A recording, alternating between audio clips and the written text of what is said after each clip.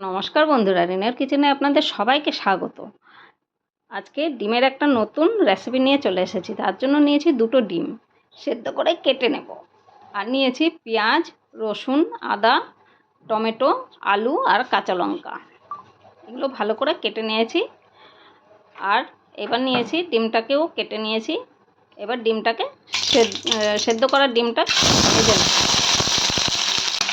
একটু হালকা নুন দিয়ে ভেজে নেব। ভাজা হয়ে এসছে, এবার তুলে নেব। এবার এর মধ্যে দেব ফোড়ন, গোটা গরম মশলা আর শুকনো লঙ্কা আর জিরা, গোটা জিরা। এগুলো ভালো করে হয়ে গেলে তারপরে আপনার দেব পেঁয়াজ। পেঁয়াজগুলো একটু ভালো করে ভেজে নেব। তারপরে দিয়ে দেব রসুন, আদা আর কাঁচা লঙ্কাটা। এগুলো দিয়ে তার একটু নেড়ে চেড়ে নিয়ে তারপরে আলুটা দিয়ে দেব। কেটে রাখা আলুটা দিয়ে দেব। এবার অল্প নেড়ে চেড়ে নুন দিয়ে নেড়ে চেড়ে ঢেকে দেবো। একদম লো আঁচে করতে হবে, এটা বেশি আঁচ দিলে হবে না, লো আঁচে করতে হবে। এবার দিয়ে দেবো কেটে রাখা টমেটোগুলো। এবার দিচ্ছি গুঁড়ো মশলাগুলো, হলুদ, জিরা, ধনিয়া আর লঙ্কা গুঁড়ো। এগুলো দিয়ে স্বাদ মতন নুন দেব। নুন দিয়ে ভালো করে এটাকে কষাতে হবে। অল্প জল দিয়ে ঢেকে দেবো। ঢেকে দিয়ে ঢেকে ঢেকে কষাতে হবে। যত কষানো যাবে ততই ভালো হবে, স্বাদটা দ্বিগুণ বেড়ে যাবে। এবার ঢেকে দেবো। ঢেকে দিয়ে এবার ভালো করে কষিয়ে নেব।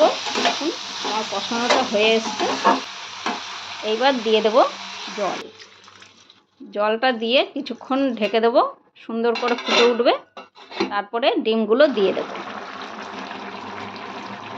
ততক্ষণ বলি, আপনারা কে কোথা থেকে দেখছেন। আমার ইউটিউব চ্যানেল থেকে দেখলে আমার ইউটিউব চ্যানেলটা একটু সাবস্ক্রাইব করে দেবেন, বেল আইকন টিপে রাখবেন। আর আমার পেজটাকে ফলো করে রাখবেন। ফেসবুকের লাইক করবেন, শেয়ার করবেন। যদি আমার রেসিপিটা ভালো লাগে আমার সঙ্গে থাকবেন, আমাকে ভালোবাসা দেবেন। আপনাদের ভালোবাসা ছাড়া এগিয়ে যাওয়া যায় না। দেখুন এইটা গরম ভাতের সঙ্গে জাস্ট জমে যাওয়ার মতন রেসিপি। আপনাদের কেমন লাগলো কমেন্ট করে অবশ্যই জানাবেন। আর এই রেসিপিটা অবশ্যই আপনারা বাড়িতে বানিয়ে খাবেন, তবেই বুঝতে পারবেন এর স্বাদ কীরকম।